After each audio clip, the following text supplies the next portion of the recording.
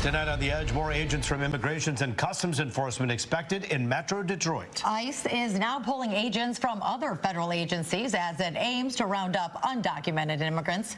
Fox 2's Jessica Dupneck joining us live now with the latest on this push by President Trump's administration. And Jessica, we knew here it was just a matter of time before things picked up.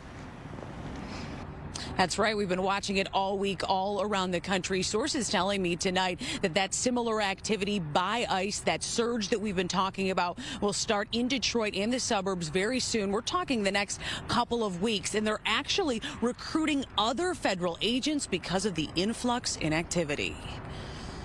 Clearly, it's very progressive. We haven't seen something like this, I don't think, ever. The nationwide immigration sweep targeting undocumented, specifically wanted criminals, means ICE is pulling federal agents from the FBI, DEA, and ATF, a historic move. We're plus 9 days from inauguration, and here we are starting this. Paul Vanderplow is a recently retired special agent in charge with the Detroit Field Division of Alcohol, Tobacco, Firearms, and Explosives, or ATF. He's weighing in on this surge set to start very soon here in Detroit and in the suburbs. When they do start here, I expect to see federal agencies through the neighborhoods, and I fully expect them to treat the individuals with respect, dignity, and get through the process the way they have. Any regrets coming into the United States illegally? It'll play out like we've seen this week in Boston, near Houston, and in Colorado. The majority of those arrested in these raids wanted gang members or wanted for other major crimes. They're not going to settle for some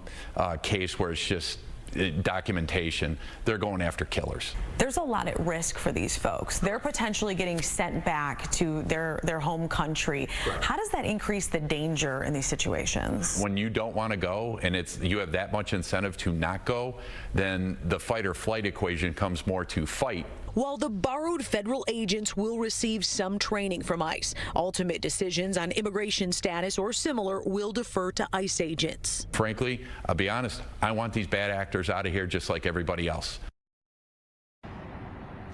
Biggest takeaway from this story there, sources and of course Paul Vanderplow, the former head of the ATF here in Detroit, is that this first round of activity by ICE and those other federal agents will focus on the high value criminals, those that are wanted not only here in the metro area but really around the world. But as far as what happens next after all of those folks are in custody, it's still unclear. We'll have to stay tuned. Reporting live, Jessica Dupneck on The Edge. Well, how about how these agents are going after these violent or high priority criminals? I mean, have the parameters or the boundaries changed on how they go about doing this?